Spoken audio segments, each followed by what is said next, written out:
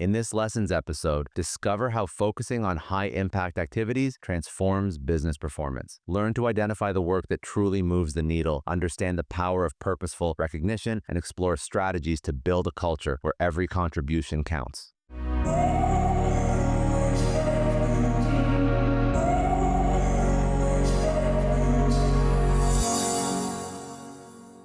You learn by doing the things that are going to make the biggest difference. So first of all, I think the question that comes with that is, how do you figure out what's going to move the needle the most on that urgent, important, on that Eisenhower matrix, whatever, because it's sometimes I think people do a lot of the work that maybe is the busy work, but not the most urgent, important work. So how do you identify that? And then how does it help you learn? Well, I think you got to really understand what really drives your business. Okay. I write about my time with Tony Hsu from DoorDash. Okay. This guy delivered hummus. Okay. He knows the delivery process better than anybody in the business. And so he learns by doing the hard things, because he knows in his business, it's all about execution. How does DoorDash, deliver what it needs to deliver on time and with excellence? So this guy, he goes out every month now and he actually does delivery. Okay. And he has people do delivery. He does the hard stuff. So that's not that sexy, but that's how you really drive that business. It's just real hardcore execution. I talked to Uri Levine, okay, who created Waze. Okay. Mm-hmm. And he learned that the biggest problem that he learned by really understanding the problems that his customers are having, and they get stuck in traffic. So how do they get out of traffic? And he solved that problem, built a hell of a business, okay? Because he learned by, understanding his customers and understanding what the big problems are. And he wrote a great book called Fall in Love with the Problem, Not the Solution, which I love. The guy's a brilliant guy. You learn by preparing, okay? Brian Roberts, who runs Comcast, this guy is a serial learner, okay? And one of the things that he does, he talks about hanging around the rim, okay? Just getting out there, talking to people, finding out what's going on, hanging around the rim. And sooner or later, that ball's going to bounce your way, okay? But he's preparing to take action. He's preparing to get the rebound and do the slam dunk, okay? I don't know what it's going to be, but if you look at his track record, he bought Universal Studios, he bought AT&T, broadband. I mean, this guy, he knows how to play around the rim and then execute when he gets the chance.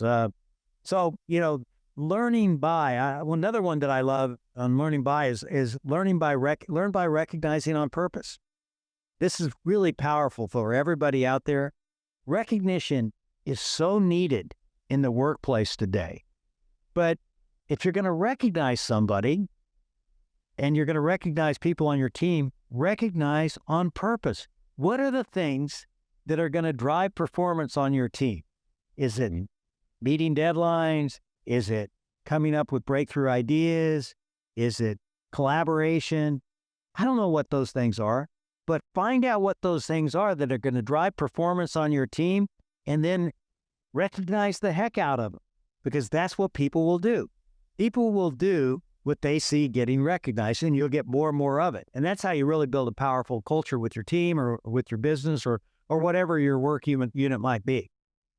Do you think companies miss the mark? Because I love that, recognize on purpose. So do you think companies miss the mark on this? They're recognizing things that are actually not moving the needle? Are they recognizing non-behaviors? Is this sort of like, there's the Alexa. No, you're good. Is it something along the lines of, you're focusing on like hours and seats versus like the output or the revenue or the whatever leading indicator you want to manage? Yeah, that happens all the time.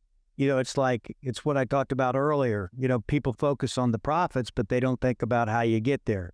Yeah. When you recognize on purpose, you think about the behaviors that will drive the performance that will ultimately get you the profits.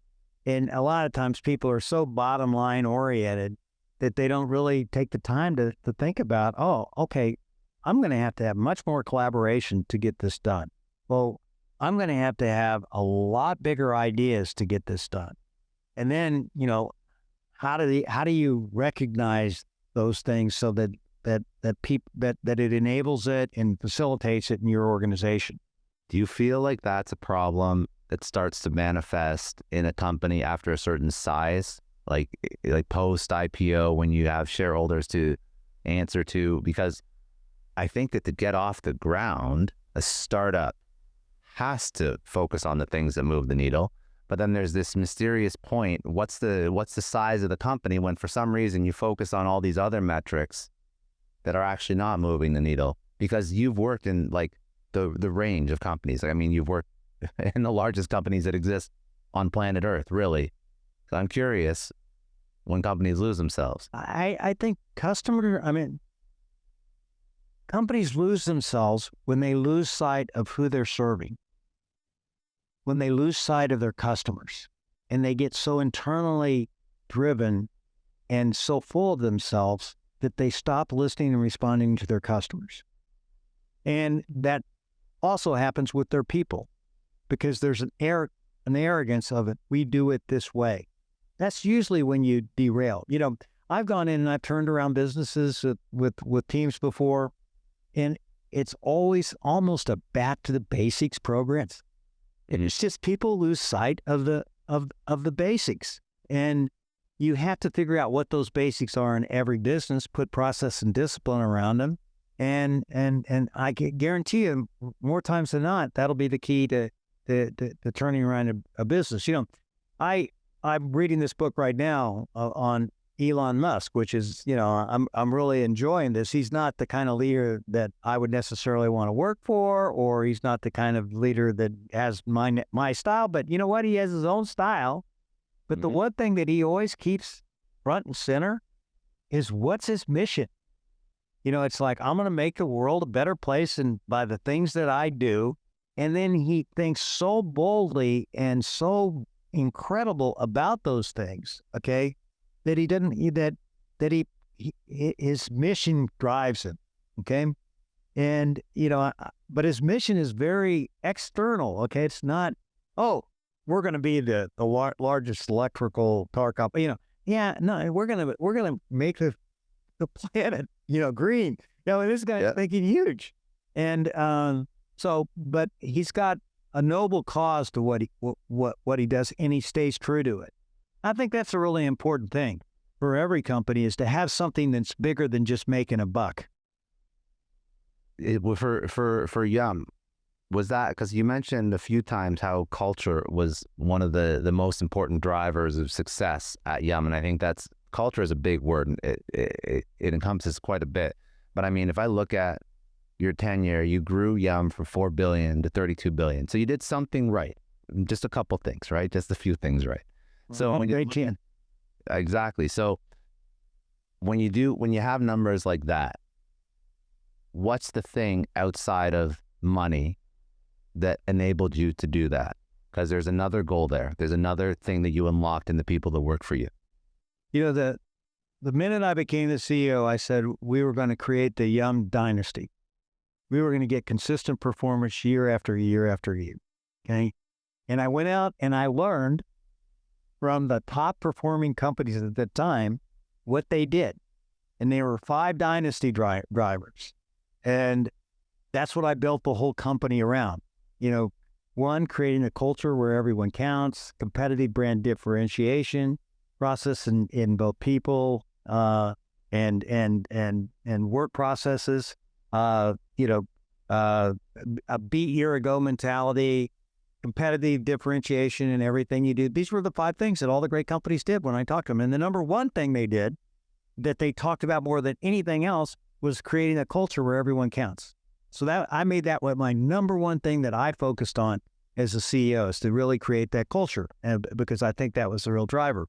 But then, Scott, we became very successful, and we became even bigger. We were getting that dynasty-like performance year after year. We were nailing it. So then I said, we're going to be the defining global company that feeds the world. That was huge. I said, that is huge. We want people coming to visit us, okay, to see how we did it. And how are we going to do it?